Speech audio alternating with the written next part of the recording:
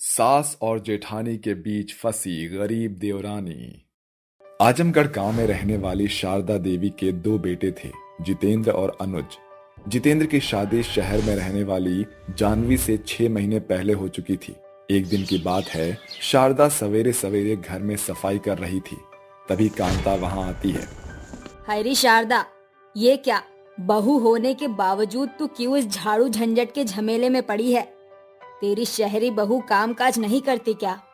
अरे शहर में कभी काम किया होता तो करती ना। सारा दिन अपने बाप के दिए बेड पर पलंग तोड़ने की परंपरा निभाती है। जब से बहू बनकर आई है, मजाल है जो एक दिन का भी उसकाया हो। अरे अब पछताए क्या हो जब चिड़िया चुग गई खेत। तू एक काम क्यों नहीं करती? अपने दूसरे अनमोल रतन की शादी कर दे और अब की बार गरीब घर की बेटी को बहू बनाइयो, क्योंकि वो काम काजी और 36 गुणों से भरी होती है। लो, बातों बातों में तो मैं भूल ही बैठी। बहू के मायके से मिठाई आई है, उसका बायना बांटने आई थी। ये ले, अच्छा चलती हूँ। कांता की बात शारदा के मन में घर कर जाती है और वो अपने दूसरे बेटे अनुज की शादी के लिए 36 गुणों से भरपूर गरीब घर की लड़की की खोज में निकल पड़ती है, जो कि दिव्यानी पर खत्म होती है। और कुछ ही दिनों में दिव्यानी और अनुज की शादी हो जाती है। जैसे ही दिव्यानी ससुराल में कदम रखती है, तभी उसकी जेठानी हंसी उड़ाते हुए बोलती है, ओ गॉड माँ जी, ये कैसी गरीब देवरानी पल्ले बांध दिया आपने देवर जी को। जरा देखो तो, दहेज के नाम पर चलती फिरती फरारी की सवारी आई थी जब मैं इस घर में बहू बनकर आई थी। तो अपने साथ दहेज में भर भर कर सामान लाई थी। मगर जरा देखो तो, मेरी देवरानी तो बस अपने साथ एक भैंस ले आई है। अब सारा दिन इस भैंस के रंबाने की आवाज से हमारे रईस घराने की शांति भंग हो जाएगी। अरे अगर तुझे इतनी ही तकलीफ है बड़ी बहू, तो रात में अपने कानों में रुई डालकर सोना। इस तरह सास और बड़ी बहू के बीच की नोकझोंक खत्म हो जाती है और सभी अपने कमरे की ओर बढ़ते हैं। अगली सुबह दिव्यानी रसोई में जैसे ही दस्तक देती है, उसकी जेठानी हुक्म जताते हुए बोलती है, ओ गॉड देवरानी जी, ये कैसी फुटपाथ पर बिकने वाली सस्ती साड़ी लटका ली है। तुम्हारा ये डार्क कलर तो मेरी आंखों में चुभ रहा है। एनीवे, सभी के लिए नाश्ते में सैंडविच बना देना। वैसे तुम्हें ये बनाना आता तो है ना? पता चले प्याज रोटी के सिवा कभी सैंडविच का स्वाद चखा ही ना हो। आता है जेठानी जी, आप जाकर बैठिए, मैं झटपट से बना कर लाती हूँ। जेठानी मेज पर जाकर बैठ जाती है। कुछ देर बाद देवरानी सभी को सैंडविच परोसती है। जानवी तो मजे से खाने लगती है, मगर सास का मुंह गुस्सैल गुब्बारे की तरह फूल जाता है। अरे ओ छोटी बहू, किससे पूछकर इस सैंडविच की बलि चढ़ाई है तूने? भला पहली रसोई में कोई ये सब पकाता है क्या? मगर माँ जी, अरे अब अगर मगर का राग बाद में अलापना मेरी देवरानी। माँ जी, मैंने तो दिव्यानी को पहले ही बताया था, मगर ज्यादा कुछ बनाना ना पड़े इसलिए इसने सिर्फ सैंडविच बनाया। अपनी जेठानी की शातिरपना देखकर गरीब देवरानी हक्की बक्की हो जाती है और फुसफुसाती है, जेठानी जी ने झूठ क्यों बोला? अरे ओ गरीब की बेटी, बड़बड़ा क्या रही है? जाकर रसोई की रीत पूरी कर और इस बार पहले मीठा बनाना।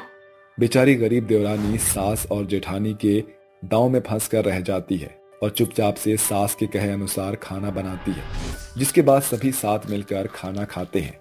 दिव्यानी अपने हाथों के कामों की बेहतरता से सास की नजरों में छा जाती है। अरे वाह छोटी बहू, तेरे आ जाने से रसोई में रौनक लग गई है। देख ले बड़ी बहू, तेरी देवरानी कितना दमदार खाना बनाती है। तुझे तो चुल्लू भर पानी में डूब मरना चाहिए। छोटी बहू, जरा अपनी जेठानी को भी अपने जैसे जायकेदार खाना बनाना सिखा दे। हाँ दिव्यानी, मैं भी माँ की बात से सहमत हूँ। देवरानी मुस्कुराती है और बोलती है, जी जरूर जेठ जी। देवरानी की तारीफ सुनकर जलोकंडी जेठानी जल भुनकर मन गढ़ंत बातें बनाते हुए बोलती है, मानना पड़ेगा मेरी देवरानी, तुम तो सचमुच में मीठी छुरी हो। आखिर तुमने अपनी जेठानी से शर्त जीत ली। अरे कैसी शर्त बड़ी बहू? पता नहीं इस बार जेठानी जी के मन में कौन सा ख्याली पुलाव पक रहा है। वो माँ जी, मेरी देवरानी ने मुझसे बेट लगाया था कि सभी को अपने हाथों के स्वाद से बस में कर लेंगी। आज वो पूरा हो गया। ये सुनकर सास बेचारी गरीब देवरानी पर चढ़ बैठती है। ये ख्याल अपने दिमाग से निकाल दे। गरीब घर की जानकर तुझे लेकर आए थे। थोड़ा अच्छा खाना क्या बना लिया तूने, तो खुद को सारा बानो ही समझ लिया। बड़ी आई बस में करने वाली, दिव्यानी की नानी। मगर माँ जी, अरे मगर को मारो गोली देवरानी जी। इस तरह एक बार फिर बेचारी देवरानी जेठानी के झूठ और सास के ताने के बीच फंस कर रह जाती है। समय बीतता जाता है, जिसके साथ बढ़ती है सास और जेठानी की उलझनें, जिसे देखकर देवरानी बोलती है, बस अगर मैं ऐसे ही चुपचाप सहती रही तो मेरी सासू माँ और जेठानी जी का जुल्म बढ़ता जाएगा।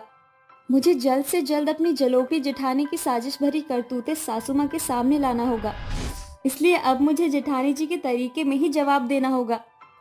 ऐसे ही एक दिन सास बोलती है, अरे छोटी बहू, जरा मेरी बनारसी साड़ी धो दे तो, और जरा संभल कर धोना। कल मुझे ये साड़ी पहनकर जाना है, इसीलिए आज ही धोकर इस्त्री कर देना। जी जरूर, आपका हुक्म सर आंखों पर सासू माँ। देवरानी के दिमाग में खुराफाती खटर पटर शुरू हो जाती है और वो जेठानी के कमरे में आकर कहती है, जेठानी जी, वो क्या है ना, मैं बैठे बैठे बोर हो रही हूँ, कपड़े धोने जा रही हूँ। आपका भी कुछ धोना है क्या? जेठानी मौके का पूरा फायदा उठाकर दराज में से सभी साड़ी निकालकर देवरानी के हाथों में थमाकर ताने देते हुए बोलती है, लगता है तुम्हारा दिमाग ठिकाने पर आ गया देवरानी जी। चलो अच्छा है, ऐसे ही अपनी जेठानी की जी हुजूरी करती रहो। जी जेठानी जी। देवरानी सास की साड़ी छिटक कर जेठानी की सभी साड़ी धो देती है।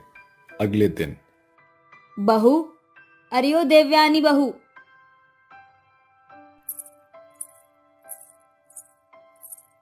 जी माँ जी, बुलाया? हाँ, जल्दी से मेरी बनारसी साड़ी ले आ।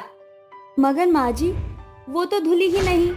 वो कल सारा दिन सारा शाम तो जेठानी जी की साड़ियाँ धोने में ही समय बीत गया, और जैसे ही मैं आखिर में आपकी साड़ी धोने बैठी तो जेठानी जी ने आग बबूला होकर बोला। क्या बोला उसने? कोई जरूरत नहीं इस खूसट बुढ़िया की साड़ी धोने की। उम्र का दायरा बढ़ता जा रहा है, मगर सायरा बानो बनने की आदत नहीं बदलती, ऐसा कहा जेठानी जी ने। सास का पारा फूट पड़ता है और वो बड़ी बुलाहट के साथ जेठानी को बुलाती है। अरे ओ मेरी शहरी बहू, जरा सामने तो आ। आज मैंने तुझे सीधा ना किया तो मैं भी शारदा नहीं। क्या हुआ सासू माँ? घनघोर घटा की तरह क्यों गरज रही है? क्यूरी लाडो रानी, कहाँ जाना था चिकनी चमेली बनकर, जो एक ही दिन सारी साड़ी धुलवाई। माँ जी, ये गोल गोल बातें मत घुमाइए, साफ शब्दों में कहिए। अब भोली बनकर कोई फायदा नहीं जेठानी जी। आपका कच्चा चिट्ठा माँ जी के सामने है। आपने तो कल मुझे सासू माँ को लेकर माई सेल्फ सुनाया था, अब माँ जी जान चुकी हैं। अरे ओ मेरी देवरानी, तुम्हारा दिमाग फिर गया है क्या, जो झूठ मूठ की मनगढ़ंत बातें बना रही हो? दिमाग तो तेरा हिल गया है, नाश पीटी। अब सास के सामने भेद खुल गया तो बेचारी अपनी शरीफ देवरानी के सर पर दोष मढ़ती है। अब तुझे सबक सिखाना ही पड़ेगा। आज से अगले 1 महीने तक तुझे अकेली ही जेठानी जिम्मेदारी निभानी होगी, और अगर तूने ऐसा ना किया तो ये मेरा हुक्म है कि तुझे तेरी देवरानी बाहर का दरवाजा दिखाएगी। मैंने तो कभी सोचा ही नहीं था कि मेरी गरीब देवरानी इतना दमदार दाव खेलती है। मैं तो इसे चूहिया समझती थी, मगर ये तो चंट निकली। जेठानी जुबान में फुसफुसा ही रही थी कि सास वहां से चली जाती है, और इस तरह से जेठानी अपने ही फट्टे में फंस कर रह जाती है। और आखिरी में देवरानी बोलती है, कैसा लगा देवरानी का धमाका? जेठानी जी, आइंदा अपनी देवरानी पर दाव चलाने की भूल मत करना। जेठानी बेचारी करती भी तो क्या, सिवाय कुड़कुड़ाने के। मगर इस बात से उसे एक बात का सबक तो समझ आ गया था कि शेर पर भी सवा शेर होता है। अनाथ बच्चों को मिला जादुई विशाल कटहल। इस बार की सर्दियां मुर्दों को भी झकझोर कर रख देने वाली थी। चारों ओर कोहरे की चादर चिटकी हुई थी, साथ ही ठंडी ठंडी हवाएं भी अपनी गर्दिश में थी। सभी जन अपने घरों में बैठे हुए थे, मगर सड़क के किनारे पढ़ने वाले कूड़ेदान के एक कोने में कुछ अनाथ गरीब बच्चे बैठे हुए ठंड से ठिठुर रहे थे। उनका भेष बेहद ही अस्त व्यस्त था। तभी 5 साल का पिंटू कहता है, राजू भैया, मुझे बहुत जोर की भूख लगी है और ठंड भी लग रही है, दुनिया में सभी के पास घर है, फिर हम इस कूड़ेदान के कोने में क्यों रह रहे हैं? भगवान ने हमारे लिए घर क्यों नहीं बनाए?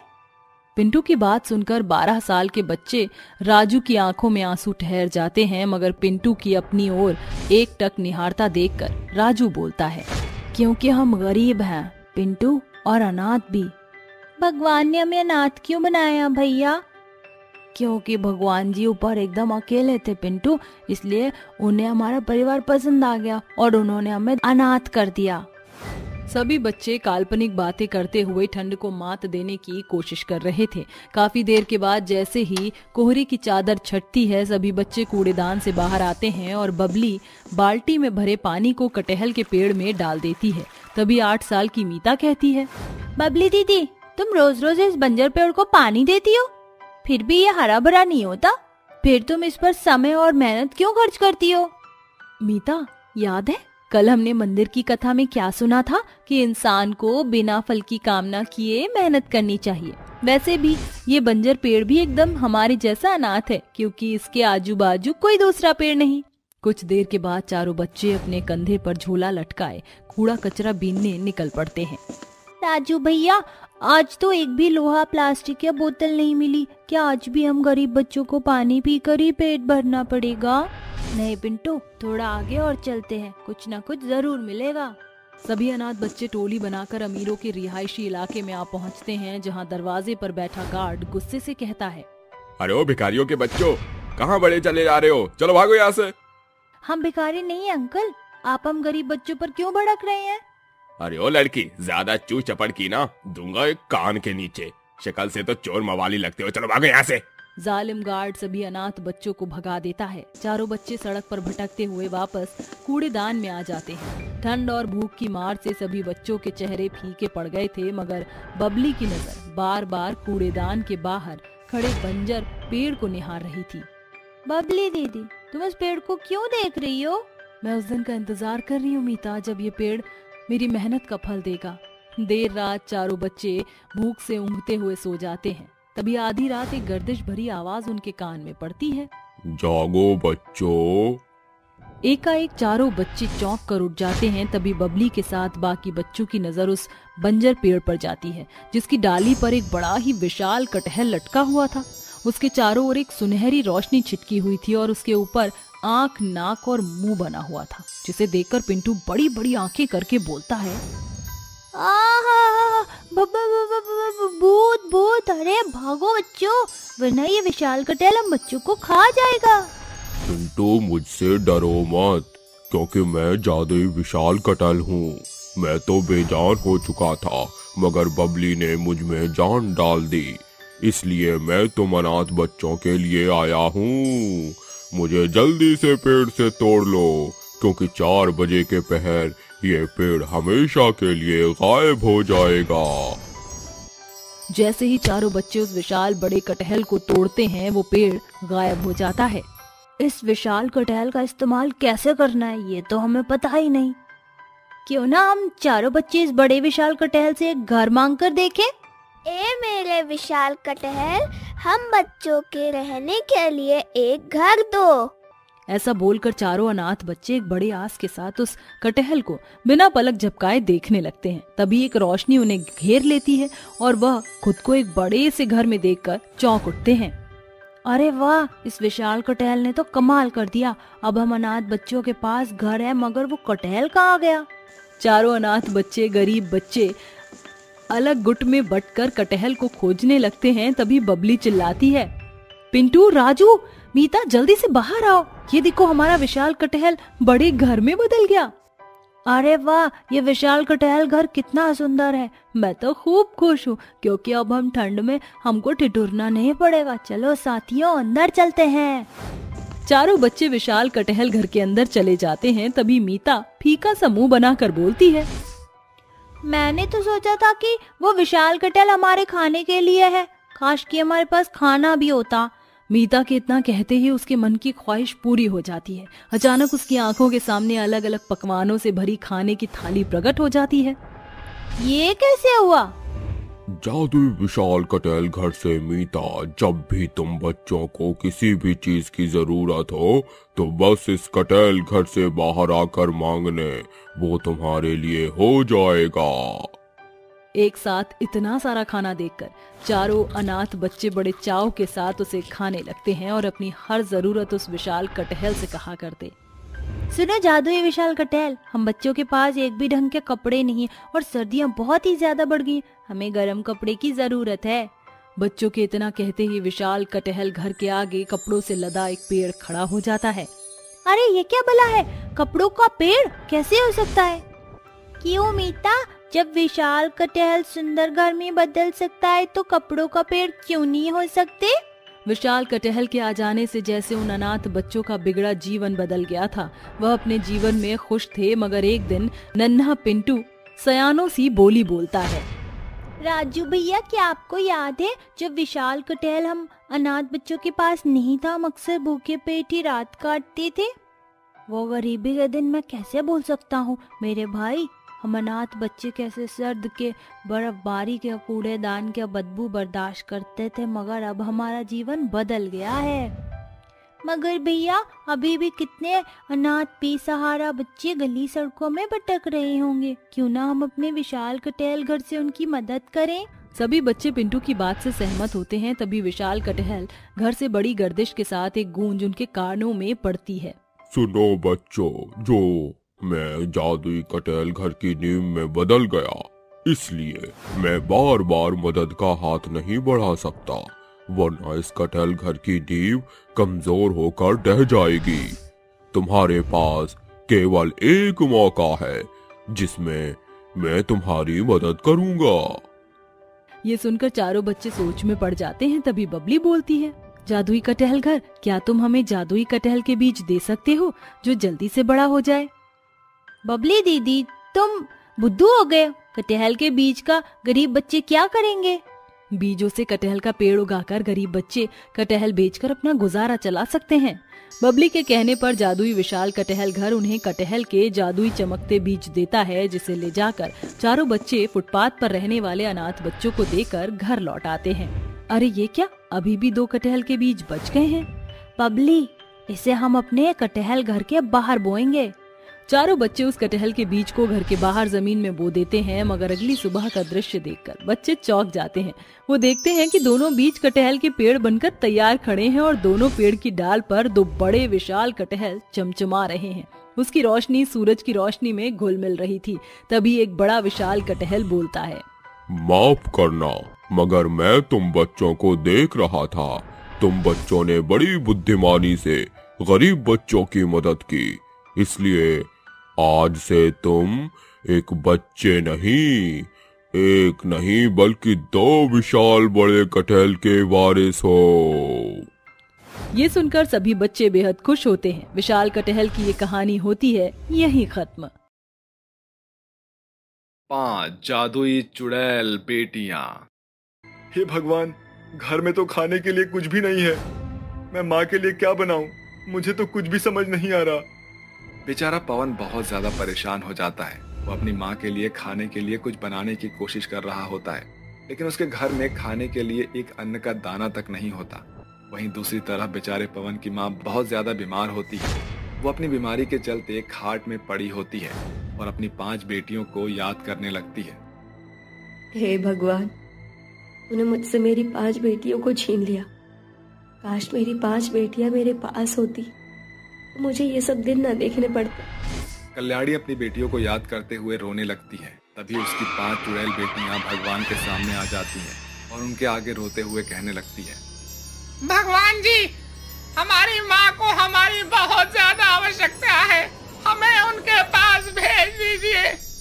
हाँ भगवान जी, अगर हम अपनी माँ के पास नहीं गए तो वो अपना दम तोड़ देगी। भगवान जी, हमें मारने से पहले आपने हमारी आखिरी इच्छा नहीं पूछी थी। हम चाहते हैं कि आप हमारे मरने के बाद आखिरी इच्छा पूरी कर दो, और साथ ही साथ हमें एक जादुई शक्तियाँ दो, ताकि हम अपने भाई और अपनी माँ की रक्षा कर सके। जादुई शक्तियाँ का हम इस्तेमाल अच्छे ही कामों में ही करेंगे, किसी बुरे काम में नहीं करेंगे। अगर ऐसी बात है तो ठीक है, मैं तुम पांचों को जादुई शक्तियाँ देता हूँ। अब तुम पृथ्वी लोक पर जाकर अपनी माँ की रक्षा कर सकती हो। भगवान ऐसा कहने के बाद उन पांचों को पृथ्वी लोक पर भेज देते हैं, जिसके बाद वो पांचों अपनी माँ के घर पहुंच जाती हैं। जैसे ही वो पांचों अपनी माँ के सामने प्रकट होती हैं, उनकी माँ उन पांचों को देखकर घबरा जाती है। तभी उनकी बेटी कहती है, अरे माँ, आप रो क्यों रही हो? आपको रोने की जरूरत नहीं। हम पांचों आपकी चुड़ैल बेटियां हैं। मरने के बाद हम भगवान से प्रार्थना करके आपसे मिलने के लिए आई हैं। माँ, आपको चिंता करने की कोई जरूरत नहीं है। हम पांचों अब आपकी सेवा करने के लिए यहाँ पर आए हैं। आज के बाद इस घर में आपको किसी भी परेशानी का सामना नहीं करना पड़ेगा। हाँ माँ, हम पांचों मिलकर आपको किसी भी परेशानी का सामना नहीं करने देंगे। चलो, अब हमें अपनी माँ के लिए कुछ तो करना चाहिए। ऐसा कहने के बाद किरण अपनी जादुई शक्तियों से वहाँ पर खाने के कई सारे पकवान प्रकट करती है। रूपा अपनी जादुई शक्तियों से पूरे घर को नए जैसा बना देती है। शीतल अपनी जादुई शक्तियों से वहाँ दवाइयाँ प्रकट करती है। शिल्पा अपनी जादुई शक्तियों से अपनी माँ के फटे पुराने कपड़े नए बना देती है। और अर्चना अपनी जादुई शक्तियों से वहाँ पर कई सारे फल प्रकट करती है। माँ, अब आपको चिंता करने की कोई जरूरत नहीं। जब भी आपको जरूरत पड़ेगी हम आपकी मदद करने जरूर आएंगे। अभी हम पांचों को जाना होगा माँ, लेकिन कभी भी आपको हमारी जरूरत पड़ेगी तो आप हमें याद कर लेना। चलो बहनों, अब यहाँ से चलते हैं। वो पांचों वहाँ से गायब हो जाती है। जिसके बाद जैसे ही पवन अपनी माँ के पास आता है तो अपने चारों तरफ इतना प्यारा घर देखकर और खाना देखकर हैरान हो जाता है। अरे माँ, ये सब कैसे हुआ? अभी तक तो ये हमारा घर पुराना था, लेकिन अभी अचानक से नया दिख रहा है। और ये दवाइयाँ, ये फल, ये खाना कहाँ से आया? पवन के पूछने पर कल्याणी उसे उसकी चुड़ैल बहनों के बारे में बताती है। अरे वाह, ये तो बहुत अच्छी बात है। मेरी बहन मरने के बाद भी हमारी मदद करने के लिए यहाँ पर आई है। पवन अपनी माँ कल्याणी के साथ खाना खाकर उन्हें दवाई खिलाता है और सो जाता है। अगले दिन जैसे ही सवेरा होता है, पवन नौकरी ढूंढने के लिए जाता है, लेकिन उसे कहीं भी नौकरी नहीं मिलती। ये भगवान, ये क्या? इतनी मेहनत करने के बाद मुझे नौकरी नहीं मिल रही। अब मैं क्या करूं? पवन बहुत ज्यादा परेशान हो जाता है। तभी उसकी चुड़ैल बहनें उसके सामने प्रकट होती हैं और कहती हैं, अरे भाई, तुझे हमारे होते हुए परेशान होने की कोई जरूरत नहीं। तू हमें याद कर लेता, हम तेरी परेशानी को तो ऐसे चुटकियों में खत्म कर देते। आज के बाद तुझे कहीं पर भी नौकरी करने की जरूरत नहीं पड़ेगी। आज से तुम अपना खुद का काम करना और खूब सारे पैसे कमाना। हाँ हाँ, अपना काम करोगे तो तुम्हें फायदा ही होगा। लेकिन ये सब कैसे होगा? मेरे पास तो कुछ भी नहीं है। तभी वो पांचों चुड़ैल बहनें अपनी जादुई शक्तियों का इस्तेमाल करके अपने भाई के लिए एक राशन की दुकान खोल देती हैं। ये देखो, आज से तुम्हारी खुद की एक दुकान है। अब से तुम अपनी दुकान में बैठकर खूब कमाई करना। अब तो तुम्हें किसी के पास नौकरी करने की जरूरत भी नहीं पड़ेगी। तुम जितना चाहो उतना कमा सकते हो और जब चाहो अपने घर पर रह सकते हो। देखो भाई, जितना तुम कमाओगे उतना मेहनत करके अपना घर चलाना, लेकिन कभी भी बुरे रास्ते पर मत चलना। कभी भी हमारी मदद की जरूरत पड़े तो हमें याद कर लेना, क्योंकि हम तुम्हारी मदद करेंगे, हमेशा करेंगे। तुम जैसी बहनें हो तो कोई भी इंसान परेशानी में रह ही नहीं सकता है। तुम पांचों का बहुत बहुत शुक्रिया। आज मुझे अपने ऊपर गर्व है कि तुम पांचों मेरी बहनें हो। काश कि भगवान तुम पांचों को वापस हमारे घर भेज दे। अरे तुम चिंता क्यों करते हो? हम तो ऐसे ही तुम्हारी मदद कर सकते हैं। ऐसा कहने के बाद वो पांचों वहाँ से गायब हो जाती हैं और धीरे धीरे कल्याणी अपने बेटे पवन के साथ खुशी खुशी रहने लगती है। पवन भी अब राशन की दुकान चलाकर पैसे कमाने लगता है, जिसके चलते उसकी परेशानियां खत्म हो जाती है। लेकिन फिर भी कल्याणी को अपनी 5 बेटियों की कमी बहुत खलती है। वो अपनी बेटियों को याद करती है। कल्याणी की याद करते ही उसकी 5 बेटियां उसके सामने प्रकट हो जाती हैं और कहती हैं, अरे माँ, आपने हमें याद किया। सब खैरियत तो है ना माँ? अगर आपको कोई परेशानी है तो मुझे बताइए, हम अभी चुटकियों में आपकी सभी परेशानियां दूर कर देंगे। हमारे होते हुए आपको परेशान होने की कोई जरूरत नहीं है माँ। हम तो भगवान से आपके लिए ही आए हैं इस दुनिया में वापस। अरे तुम 5 को कुछ करने की जरूरत नहीं है। मैं बस तुम 5 को याद कर रही थी। काश तुम 5 हमारे साथ हंसी खुशी रह रही होती। कल्याणी ये सब कह ही रही होती है कि तभी एक आवाज आती है, आज तुम सभी का प्यार देखकर मुझे तुम सभी पर तरस आ रहा है। इसलिए आज से मैं तुम्हारी 5 बेटियों को तुम्हारे पास भेज देता हूँ। आज के बाद तुम्हारी बेटियां चुड़ैल बनकर तुम्हारे पास नहीं आएंगी, बल्कि इंसान बनकर हमेशा तुम्हारे पास रहेंगी। ये सुनते ही कल्याणी को बहुत खुशी मिलती है और वो कहती है, भगवान तेरा लाख लाख शुक्र है। मैं तुम्हारा शुक्रिया अदा कैसे करूं, मुझे तो समझ ही नहीं आ रहा। आज तूने मेरी झोली में दुनिया की सबसे बड़ी खुशी डाली है। कल्याणी बहुत खुश होती है, जिसके बाद कल्याणी अपनी 5 बेटियों के साथ खुशी खुशी रहने लगती है। सरोजनी अपने पिता मनोहर के साथ रहा करती थी। सरोजनी की माँ बचपन में ही गुजर गई थी। तब से उसके पिता मनोहर ने ही उसका देखभाल किया था। एक पिता होने के नाते उसने अपनी सारी जिम्मेदारियां अच्छे से निभाई थी। सरोजनी अब शादी के लायक हो गई थी और वो अपनी बेटी सरोजनी की शादी एक नुपुर नाम के लड़के से करने वाला था। नुपुर एक सॉफ्टवेयर इंजीनियर था और अच्छा खासा कमाता भी था। वहीं दूसरी तरफ नुपुर की माँ को एक संस्कारी, आज्ञाकारी और घरेलू लड़की चाहिए थी, लेकिन सरोजनी को तो खाना भी बनाना नहीं आता था। अरे बेटी सरोजनी, अब मैं क्या बताऊं, एक पिता के जितने फर्ज थे वो सब तो मैंने अदा कर दिए, लेकिन एक माँ का फर्ज मैं कभी नहीं निभा पाया। एक माँ अपनी बेटी को जिस तरह से संस्कार सिखाती है वो अलग ही होते हैं बेटा। अब मैं तुझे खाना बनाना सिखाता या फिर पैसे कमाता। अरे पिताजी, आप ऐसा क्यों कहते हो? आपकी परवरिश में कोई कमी नहीं है। ये तो मेरे ऊपर ही रह गया ज्यादा लाड़ प्यार के चक्कर में। मैंने कभी रसोई में ध्यान ही नहीं दे पाई। लेकिन आप चिंता मत करो, मैं अपनी पहली रसोई में अपने ससुराल वालों को ऐसा खाना बनाकर खिलाऊंगी कि सब लोग बहुत खुश हो जाएंगे। लेकिन बेटा, तुम्हें तो खाना ही बनाना नहीं आता, अब तुम कैसे खाना बनाओगे? अच्छा, ये तो मैंने सोचा ही नहीं। कोई नहीं पिताजी, मैं YouTube से देखकर सीख लूंगी। सरोजनी रसोई में पहुंचती है, जिसके बाद वो YouTube चलाकर अपनी पहली रसोई की तैयारी करने लगती है। पहली रसोई में तो मुझे कुछ मीठा बनाना होगा, इसीलिए मैं हलवा बनाना सीखती हूँ। सरोजनी हलवा बनाने की कोशिश करती है, लेकिन हर बार उसका हलवा खराब हो जाता है। कभी उसके हलवे में पानी ज्यादा हो जाता है, तो कभी हलवा सूख जाता है, तो कभी हलवा जल जाता है। इतनी बार कोशिश करने के बाद भी सरोजनी एक स्वादिष्ट हलवा नहीं बना पाती, जिसके चलते सरोजनी रोने लगती है। अरे ये क्या, मुझसे तो एक हलवा भी नहीं बनाया जा रहा। अब पता नहीं मेरी सास मुझे कितना सुनाएगी। काश माँ मेरे पास होती तो मुझे हलवा बनाना सिखा देती। सरोजनी रोते हुए अपनी माँ को याद करने लगती है। तभी वहाँ ललिता की आत्मा सफेद साड़ी में प्रकट होती है और सरोजनी से कहती है, अरे बेटी, तू चिंता क्यों करती है? मैं मर गई हूँ तो क्या हुआ? मैं मरने के बाद भी तुझे तेरी पहली रसोई के लिए अच्छे से तैयार कर दूंगी। ललिता अपनी बेटी सरोजनी को हलवा बनाना सिखाती है। जैसे जैसे ललिता सरोजनी को बताती है, सरोजनी वैसा ही करने लगती है, जिसके चलते सरोजनी इस बार बहुत स्वादिष्ट हलवा बनाती है। अरे वाह, ये तो बहुत स्वादिष्ट है माँ, आपका बहुत बहुत शुक्रिया।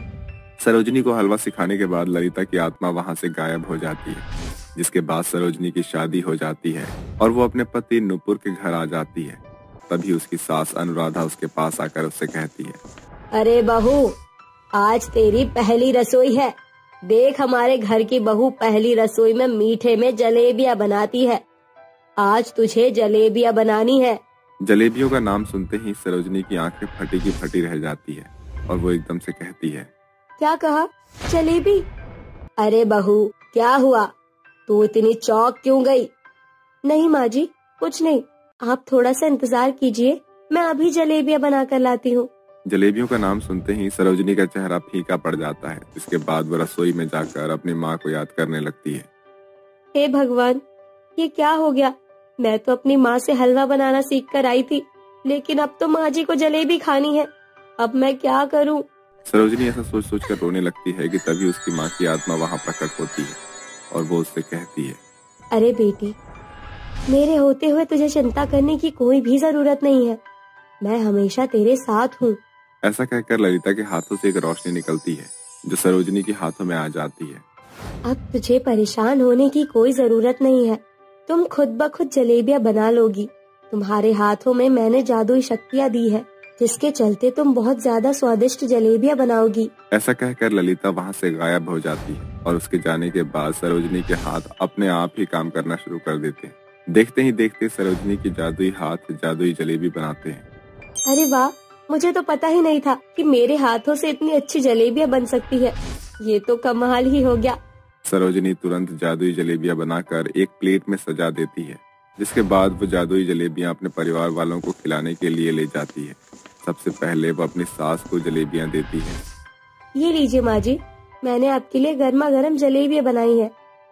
अरे वाह बहू, तू तो 5 मिनट में जलेबियाँ बनाकर ले आई। मुझे तो यकीन ही नहीं होता कि इतनी जल्दी तूने जलेबियाँ बना भी ली। अरे माँ जी, ये तो मेरे हाथों का टैलेंट है। तभी सरोजनी की जेठानी कहती है, अच्छा, तुम्हारे हाथों में जलेबियाँ बनाने का टैलेंट है? इसका मतलब क्या तुम बावर्ची थी? अरे नहीं नहीं, ऐसा कुछ नहीं है। दरअसल ये सब तो मेरी माँ ने मुझे सिखाया था। सब लोग जलेबियाँ खाकर सरोजनी की बहुत तारीफ करते हैं। अरे वाह, मुझे तो यकीन ही नहीं होता। इतनी स्वादिष्ट जलेबी तो मैंने कभी नहीं खाई। ऐसी जलेबी तो तमन्ना ने भी अपनी शादी में नहीं बनाई थी। अरे आखिर पत्नी किसकी है? अरे बेटा, ये मत भूल, तेरी पत्नी को तो मैंने ही पसंद किया था तेरे लिए। ये तो मेरी पसंद की बहू है। सभी लोग सरोजनी की प्रशंसा करने लगते हैं, जिसके चलते तमन्ना मुंह बना लेती है। ऐसे ही धीरे धीरे हर रोज घर के सभी लोग सरोजनी से जलेबियाँ बनवाने लगते हैं। अरे सरोजनी बेटा, आज घर पर कुछ मेहमान आने वाले हैं। एक काम कर, अपने हाथों की स्वादिष्ट जलेबी बनाकर रख लेना। तुम्हारे हाथों की जलेबी खाकर सभी मेहमान तुम्हारी बहुत तारीफ करेंगे। जी माँ जी, मैं अभी बना कर ले आती हूँ। सरोजनी जैसे ही रसोई में जाती है, रसोई में कोई भी नहीं होता। तभी उसके सामने उसकी माँ ललिता प्रकट होती है। अरे सरोजनी बेटा, मैंने तुम्हें जादुई शक्तियाँ दे दी, लेकिन ये बताना भूल गई कि अगर इस बारे में किसी को भी पता चला, तुम्हारी शक्तियाँ हमेशा के लिए खत्म हो जाएगी। आप चिंता मत कीजिए माँ, मैं ये राज कभी किसी को नहीं बताऊंगी। सरोजनी की बात सुनकर ललिता वहाँ से गायब हो जाती है, लेकिन ये सारी बातें उसकी जेठानी सुन लेती है। अच्छा, तो ये बात है। अब तो इसका राज मुझे ही पता चल गया। अब देखती हूँ ये जादू जलेबियाँ कैसे बनाएगी। तमन्ना खुश होकर चली जाती है, जिसके बाद सरोजनी जलेबी बनाने लगती है। जलेबी बनाने के बाद जब सभी मेहमान सरोजनी के हाथों से बनी हुई जलेबियाँ खाते हैं, तो वो सभी सरोजनी की बहुत ज्यादा प्रशंसा करने लगते हैं। जिसके बाद तमन्ना अपने मन ही मन सोचती है, अरे ऐसा कैसे हो सकता है?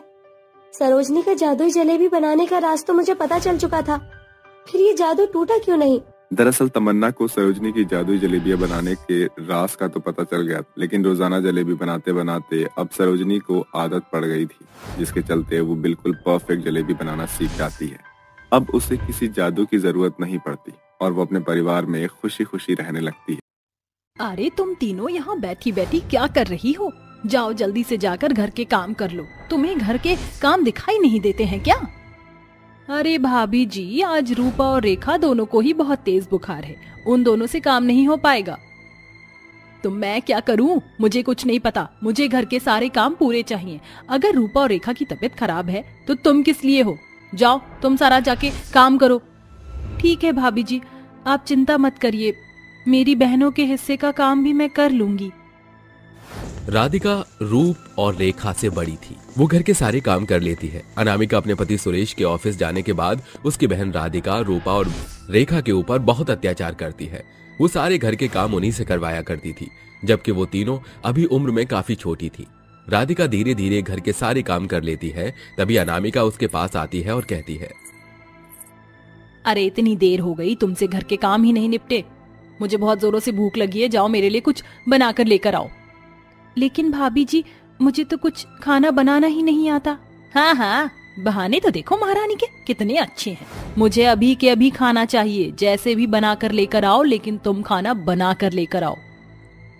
बेचारी राधिका बहुत छोटी थी, उसका हाथ भी गैस के पास नहीं पहुंच पाता था। वो जैसे तैसे करके दाल चावल बनाकर लाती है। जैसे अनामिका दाल चावल खाती है, वो सारा खाना अपने मुंह से निकाल देती है और राधिका के मुंह पर तमाचा मारकर उससे कहती है, ये क्या बनाया है तुमने? बिल्कुल जहर की तरह लग रहा है। अरे ऐसा खाना खिलाकर मुझे मारना चाहती हो क्या? भाभी जी, मैंने तो अपनी पूरी कोशिश की थी, लेकिन क्या करूं, मुझे खाना बनाना ही नहीं आता। आप मुझे सिखा दो, मैं उसके बाद खाना बना लिया करूंगी। हाँ हाँ, अब तो तुम्हें सिखाना ही पड़ेगा। ऐसा कहकर अनामिका अपने कमरे में चली जाती है, जिसके बाद राधिका अपनी दोनों बहनों के पास जाती है और उन्हें अपने हाथ के बनाए हुए दाल चावल खिलाती है। अभी तो यही खा लो, आज भाभी जी ने कुछ भी नहीं बनाया है, घर में खाने के लिए कुछ भी नहीं है। दीदी, हम तो ये सब खा लेंगे, लेकिन आपने कुछ खाया है या नहीं? आप सुबह से काम में लगी हो और कुछ भी नहीं खाया है। हमसे ज्यादा तो आपको खाना खाने की जरूरत है। अरे तुम दोनों मेरी चिंता मत करो, मैं तो खाना अच्छे से खा चुकी हूँ, तुम दोनों खा लो। रेखा और रूपा अपनी बहन के हाथों के बने हुए दाल चावल खा लेते हैं, जिसके बाद राधिका अपनी भाभी के पास जाती है और उनसे कहती है, भाभी जी, मेरी बहनों को बहुत तेज बुखार है, उनके लिए दवाई नहीं है, उन्हें दवाई ला दो, नहीं तो उनकी बीमारी और ज्यादा बढ़ जाएगी। हाँ हाँ, तुम्हारे तो खर्चे ही खत्म नहीं होते, कभी बीमारी के तो कभी किसी चीज के। देखो तुम्हारे भैया इतना कमाते नहीं है जो मैं सारा पैसा तुम्हारे ऊपर ही उड़ा दूं। आगे मेरे बच्चे भी होंगे तो उनके लिए मैं क्या रखूंगी। इसलिए एक काम करो, पानी की पट्टी रखकर अपनी बहन का बुखार उतार लो। बेचारी राधिका इतने ताने सुनने के बाद चुपचाप अपनी बहनों के पास आ जाती है और अपने भैया के आने का इंतजार करती है। लेकिन जैसे ही कैलाश ऑफिस से वापस आता है, अनामिका पहले ही कैलाश के कान भर देती है, जिसके चलते वो अपनी तीनों बहनों को बहुत डांटता है। अरे तुम तीनों क्यों अपनी भाभी को परेशान करती हो? एक तो तुम्हारी भाभी दिन भर इतनी मेहनत करती हैं, पूरे घर के काम करती हैं, और तुम तीनों उन्हीं को परेशान करती हो। थोड़ा तो तरस खाया करो अपनी भाभी के ऊपर। बेचारी राधिका, रूप और रेखा तीनों अपने भाई से कुछ कह पाती, उसी समय अनामिका उनकी तरफ घूर घूर कर देखने लगती है, जिसके चलते वो तीनों बहुत ज्यादा डर जाती हैं। ऐसे ही धीरे धीरे रात हो जाती है, जिसके बाद अनामिका कैलाश के साथ अपने कमरे में सोने चली जाती है। वहीं दूसरी तरफ राधिका भी अपने दोनों बहनों के साथ अपने कमरे में चली जाती है। उनके पास पहनने के लिए गर्म कपड़े भी नहीं होते और वो ठंड से ठिठुर रही होती है। अरे मेरी बहनों, लगता है तुम्हें बहुत तेज ठंड लग रही है। ये लो, तुम मेरा स्वेटर भी पहन लो और रजाई को अच्छे से ओढ़ लो। राधिका अपनी दोनों बहनों को अपनी गोद में लेटा लेती है, जिसके बाद वो रजाई उन्हें उड़ा देती है और उन्हें सुलाने लगती है। ऐसे ही रात बीत जाती है, जिसके चलते रूपा और रेखा का बुखार तो उतर जाता है, लेकिन अब बेचारी राधिका की तबीयत बहुत ज्यादा खराब हो जाती है। लेकिन बेचारी अपनी दोनों बहनों के चलते फिर भी बीमारी में काम करती है। राधिका भाभी कहती है कि रात को बहुत तेज ठंड लगती है, उनके पास एक रजाई भी नहीं है, क्या वो उन्हें एक रजाई दे देंगी? तब अनामिका कहती है, हाँ हाँ, रजाई तो जैसे फ्री फोकट की आ रही है। अरे तुमने समझ क्या रखा है कि ये कोई धर्मशाला है, जब चाहो रजाई मांग लो, जब चाहे कुछ भी मांग लो। भाभी जी, ऐसा मत कहिए, अगर हमारे पास रजाई नहीं होगी तो हम तीनों बहनें रात भर ठंड में ठिठुरती रहेंगी। तभी अनामिका राधिका के मुंह पर चांटा मारती है और उससे कहती है, जब देखो मुझसे मुंह जोड़ी करती रहती हो। जाओ, चली जाओ यहाँ से और मेरी नजरों के सामने दिखना भी मत। राधिका रोते हुए अपनी बहनों के पास चली जाती है, जिसके बाद उसे बहुत बुरा लगता है और वो अपनी दोनों बहनों से कहती है, इस घर में हमारा कोई अपना नहीं है। आज माँ और पिताजी हमारे साथ होते तो हमारे साथ ऐसा कभी नहीं होता। हम अब इस घर में नहीं रह सकते, चलो हम यहाँ से कहीं दूर चलते हैं। राधिका अपनी दोनों छोटी बहनों के साथ घर छोड़कर चली जाती है, जिसके बाद वो चलते चलते एक पेड़ के नीचे जाकर बैठ जाती है। इतनी सर्दी में ठंडी ठंडी हवाएं चलने लगती हैं, जिसके चलते और भी ज्यादा ठंड लगती है। दीदी मुझे बहुत ठंड लग रही है। राधा, हाँ दीदी, ठंड तो मुझे भी लग रही है। मैं जानती हूँ मेरी बहनों तुम्हें ठंड लग रही है, लेकिन उस घर में रहकर अपनी भाभी के अत्याचार सहन करने से अच्छा है कि हम यहाँ ठंड में मर जाएं। राधिका अपनी दोनों बहनों को सहारा देती है, जिसके बाद वो पेड़ के नीचे बैठी रहती है। कुछ ही समय में वो दोनों पेड़ के नीचे बैठे बैठे सो जाते हैं।